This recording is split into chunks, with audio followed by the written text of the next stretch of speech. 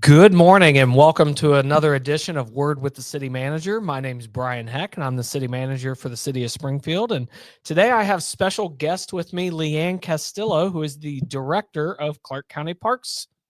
Hi, how are you?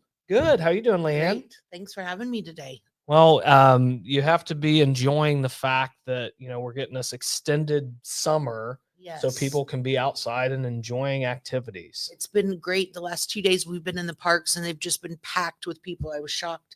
But it's October and it's still 80 degrees and we're enjoying that. It's just not much for the leaves on the trees. I don't think it's going to be a good year for the colors. Yes, I think just with how dry it's been, I think they're going to fall and Yeah, we're going to be raking them up that's right. or That's mowing right. them up, depending on how you do it. So before we jump into the main thing, I want to ask about this Saturday. There's a special event this Saturday. Sure. This Saturday is the Chalk Fest National Trail in Clark County Park District. Work in conjunction with Project Jericho to offer the Chalk Fest at National Road Commons Park. It's from 11:30 to 4, and you can come and view all of the participants that are competing in the chalk contest. We have professional chalk drawers that will be doing works of art on the sidewalks, and if you've never been, it is an amazing event with Larry Humphrey's band, food trucks, activities for the kids, free chalk areas for everyone to just create their own pieces of art. And we just encourage you to come out. It's going to be a great day, a great time to be in downtown, enjoying all that we have to offer. Yeah, and I've been several times, and it is when you talk about just the artwork that is done. I don't understand how anybody can Right. do it with chalk. It's amazing to see the detail that is Right.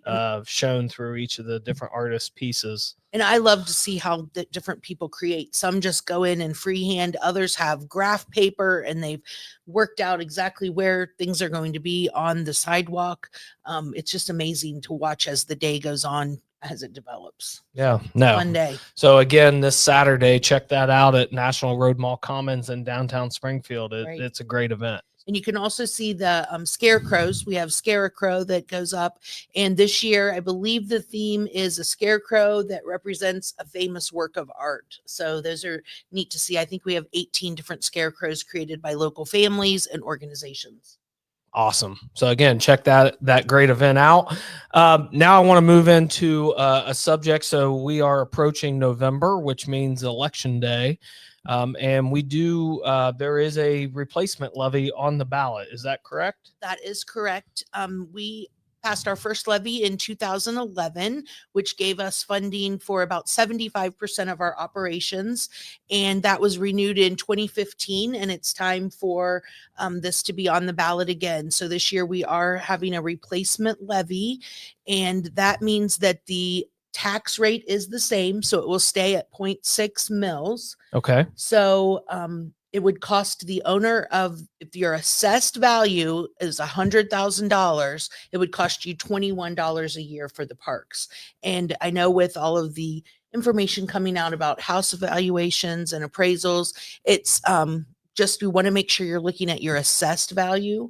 We had Okay. some people, a lady yesterday, we were at an event and she said that she owns a lot of property. So her value is several $100,000, but her assessed value was only 64,000. So she would was pay paying less than 21. Yes, but she didn't know that because when she looked at her appraisal. So it's very important that you know that your assessed value is what you're taxed on, and that money goes to maintain our parks on a daily basis, keep our buildings in working operation, but also to protect the valuable green spaces that we have throughout Clark County.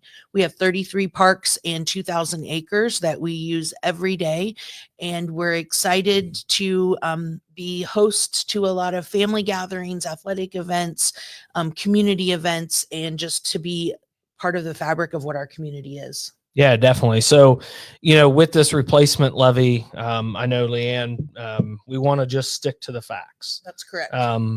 So talk to me a little bit about some of the things that you talked about, all the space, the 33 parks, 2,000 acres, but talk about some of those features within the parks that are so critically important to to our community, and just how they utilize both in passive recreation and active recreation. Sure. Our community is so fortunate that we're a part of the largest continuous paved trail system in the United States. There's over 350 miles that you can hop on right here in Clark County, head up to Bellefontaine, down to Cincinnati, all over Dayton, and enjoy those, whether you're walking, riding a bike, have strollers, rollerblading, whatever it might be. It's a very important aspect to our community for getting out and enjoying nature. And when the pandemic happened, everyone came out to the parks and used those trails so that they could be out in nature and be together, but have that space. So we're very fortunate to be a part of that, and excited to see all of the people that utilize those trails on a daily basis. There are some people that use them for safe routes to school. They walk up to the high school, and we're connected to several of the elementary and middle schools. So it's an important part. We also have our waterways. We have Buck Creek and Beaver Creek and the Mad River, all here in Clark County. And whether it's used for fishing, for leisurely, rafting down, whether it's canoes, kayaks, there is something for anyone that's interested in those water sports, whether it's the rapids. We find that a very valuable asset that we have in our community, to have 3 rivers that flow into each other, then head down to the Great Miami River. So that's something special. We have lots of fishing areas, whether it's in Old Reed Park, the Kirby Preserve, Snyder Park, George Rogers Clark Park. And when you're fishing in our ponds and lagoons, you don't need a fishing license. Now, if you're in one of the rivers, you do.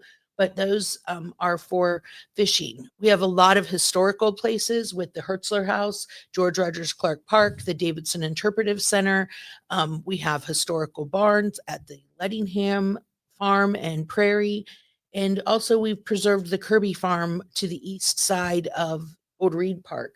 And we're able to reforest that with over 900 trees, recreate the prairies, wetlands, meadows. So it's just a lot of different things that we can preserve for the generations to come.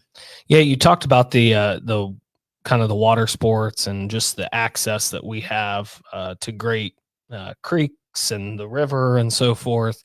As we really look at how we reclaim our waterways, because a lot of communities were built along water because that was what helped industry. And now that the industry is not relying on that water, we're kind of seeing that reclamation of the waterways for recreational activities. Talk to me a little bit. One of the most recent additions was out on River Road. Sure. That's the Riley River Play Reserve, the Riley family and Riley Asphalt, for anyone that remembers that. The family has since passed away or moved out of state, and they wanted that location to be a place for the community to enjoy, just like their family did. So we have some walking trails out there. We have an observation deck over the river, which we've been working with Trout Unlimited to remove the honeysuckle on the stream. And then we will be adding a parking lot and a canoe and kayak launch. So it's the first free park where you could park and put in to get in the river. If you ever drive down Eagle City, Tremont City, any of those roads, you'll see people parked and they access from the bridges. This is going to be a place where people can use that as well. So we're just finalizing the parking lot and canoe and kayak launch. So that will be here soon. And that, if you hop on the river there, you can go all the way down to the Mad River Gorge, which is another area. We have some of the best climbing cliffs in this part of the country right here in Clark County at the Mad River Gorge. And it's not only a place for rock climbing, but hiking, enjoying the flora and fauna, and access to the river. A lot of people don't even realize it's right here in our backyard. And once you get down into that gorge, you realize how beautiful it is. And I've had so many people, especially over the last year, that will say, I had no idea we had 33 parks in our community. Yeah. And I didn't know we had rock climbing or the bike trails or all of the nature preserves. We have 13 different nature preserves right here in Clark County. And people say, I drive to Cincinnati, I drive to Dayton. And we have it right here. So we need to do a better job of telling our story. And I tell everybody, I wish I had a bus that we could take around like a tour bus. And we did that with the Exchange Club yesterday with some of their members and took them to parks. And it's just amazing what you can learn just by spending the day in the parks. Yeah, and again, I think a lot of people either take it for granted or they just don't realize all of the great parks amenities that we have. Now, with this levy, I think it's important to note, one of the things people look at is how can a governing jurisdiction be more efficient and effective with its resources? And we all know we have limited resources. And with this levy, replacement levy that's on the ballot, I think something important to note that's different than the last time it's been on the ballot is we have consolidated National Trail and Clark County Park District as one entity, as one organization. And I think that's important because of that efficiency and effectiveness of the services that we provide our community. It consolidates down. We're working closely together. There's one director and so forth. And so we're being the most efficient as it relates to the staff, as it relates to maintaining our park system. What can you say to that? Well, we, since around 2009, we had 2 countywide parks and recreation agencies in Clark County. So one, there was a lot of confusion of who's responsible for what. We had duplication of services. We had duplicate programs happening, and it allowed us to bring the organizations to one to minimize those costs of 2 organizations and 2 staffs. And so we have been able to do more with the dollars that we have because of that consolidation. It was 13 years in the making, and we are about 18 months into that consolidation, and things are going well. And I hope that people have seen the difference in how parks are being maintained, and to know that we aren't eliminating any services that either organization had. We are embracing all of that, following both missions to make sure that we're conserving, keeping the history close at heart, and also providing ultimately activities for anywhere from 6 months to, I like to say, 120 years old. So there is something for everyone. No matter what your interest, you can find a program. We have this guide that goes out once a year. It's mailed to you in May, and then 4 times a year we create this, and it's distributed to the kindergarten through 6th grades in all the public schools and private schools. And then this is available online in places like Springview, here at City Hall, the library. We try to get this out.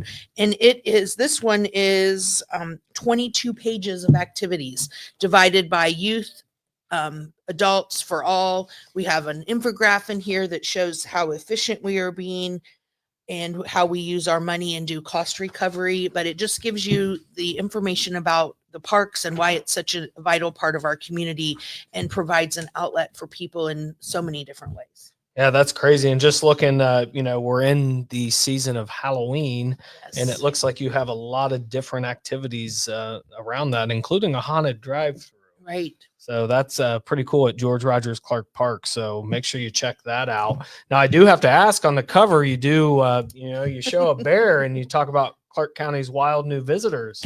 Yeah. Have we spotted some bear activity? We have not, but as you all know, there has been a bear spotted in Clark County. So we always try to do some sort of a nature cover or story.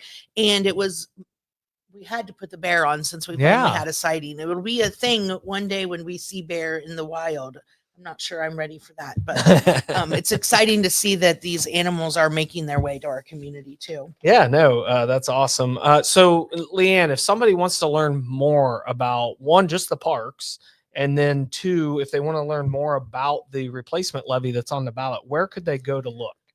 For park information, you can look at clarkcountyparks.org, ntprd.org. We are also on Facebook and Instagram under either National Trail or Clark County Park District.